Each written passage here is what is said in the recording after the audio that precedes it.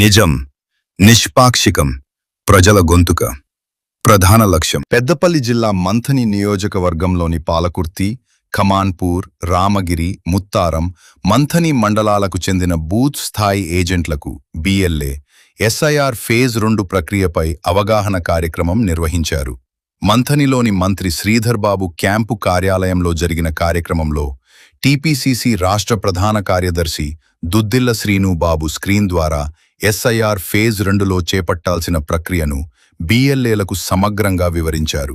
Booth స్థాయిలో బిఎల్ఏల బాధ్యతలు, ఓటర్ల వివరాల పరిశీలన, ఓటరు జాబితాలో తప్పులు, మార్పులు లేదా ఇతర వివరాలను గుర్తించడం, అవసరమైన సమాచారాన్ని పరిశీలించి సంబంధిత ప్రక్రియను సక్రమంగా పూర్తి చేయడం వంటి అంశాలను స్క్రీన్పై ప్రదర్శన ద్వారా వివరించారు.